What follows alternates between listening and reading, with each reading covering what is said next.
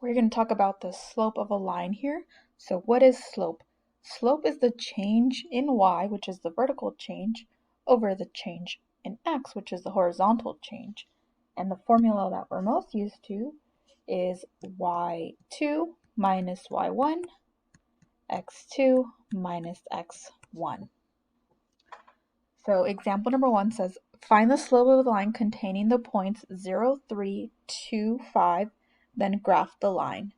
So what I'm going to do is I'm going to label this as, this is my first point, x1, y1, and then this is x2, y2, and that just helps me when I'm plugging things in. And slope could also be m. So instead of writing slope equals, I'm going to write m equals. So y2 is 5 minus y1 is 3, and then x2 is 2 minus x1, which is 0. Then you're going to go ahead and do 5 minus 3, which is 2, and 2 minus 0 is 2, and 2 divided by 2 is 1. So that's my slope, and then we're going to go ahead and graph this.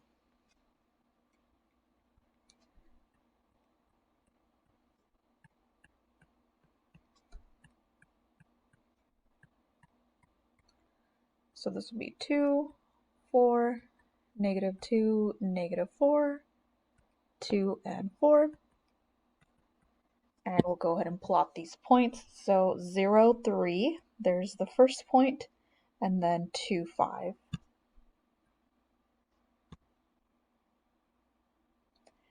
And then you could connect this line, and there is your line. All right, the next thing we're going to talk about is slope-intercept form.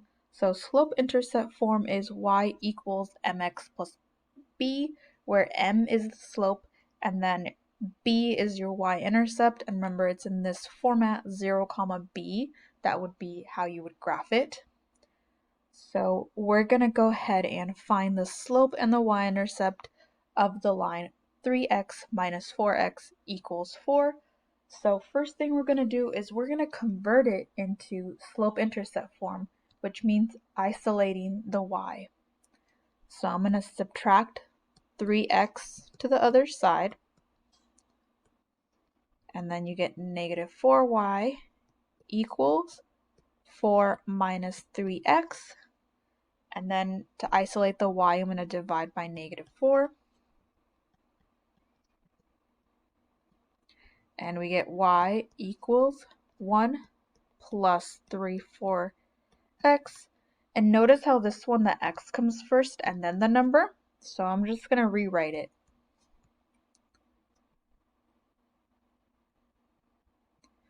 So your slope is going to be 3/4, because that's your slope is always what's in front of your x.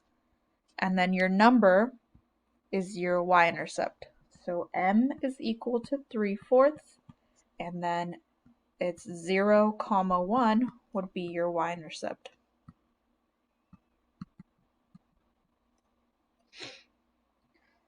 All right, so next we're going to talk about horizontal and vertical lines. We learned how to graph those in the previous section. So we're going to go ahead and I'm going to actually graph them. So I need 1, 2, 3, 4, 5. So negative 5.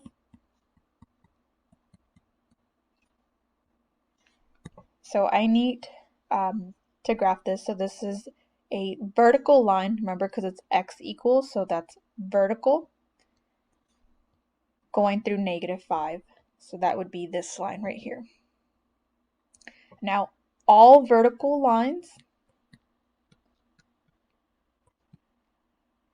have undefined slope.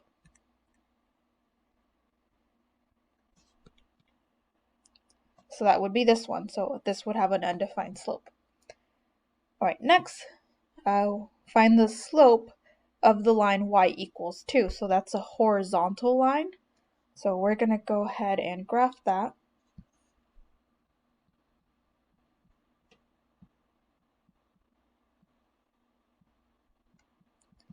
And so that's going to be a horizontal line going through y equals 2.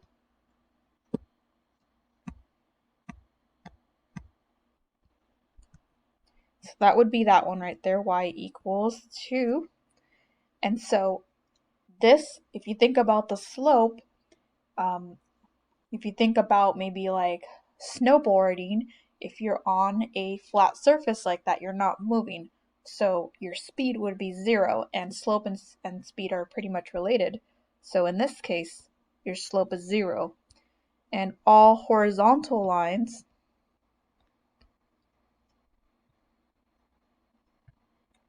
have slope equal to 0. All right, and then just to recap, we're going to talk about the different slopes, right? So uphill is going to have positive slope, downhill is going to have negative slope, horizontal is going to have slope equal to 0, and then vertical lines are going to have slope that are undefined. Okay, and then example number 5, given the graph, find the slope. So slope could also be defined as rise over run. And sometimes that's really useful for when you're given a graph. So in this case, we're given the graph, and again, rise is like how much you go up or down. So in this case, we went down 1, 2, 3.